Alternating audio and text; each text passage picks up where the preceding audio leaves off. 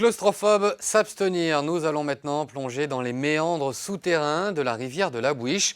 Un site touristique bien connu en Ariège, mais ce que l'on ne connaît toujours pas, c'est ce qu'il y a derrière le siphon terminal du boyau de 4 km. Une expédition a tenté de le franchir hier. Laurent Winsbach et Pascal Dussol. Il nous amène jusqu'au terminus et là après nous on continue par nous-mêmes. Il faut compter 1h30 à peu près pour arriver jusqu'au siphon. C'est une équipe de 9 spéléologues du comité départemental de l'Ariège. Leur objectif, explorer le siphon terminal de la rivière souterraine de la Bouiche, dans lequel personne n'a plongé depuis 1955. Il faut voir si Dame Nature a élargi les passages pour que l'homme puisse passer.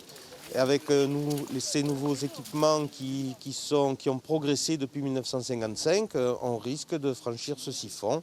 Et ma foi, si on ne le franchit pas, on aura toujours de belles images, puisqu'à l'époque, c'était des photos en noir et blanc.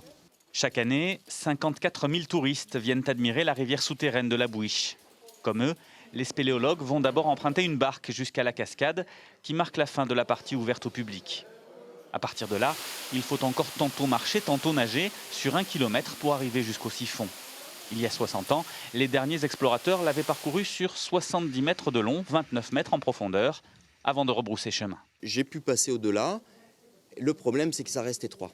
Donc j'ai pu progresser un peu plus. Je suis allé jusqu'à une profondeur de moins 43 mètres et pour une distance de 100 mètres, donc depuis le début du siphon. Voilà. On n'avance pas à pas à chaque fois.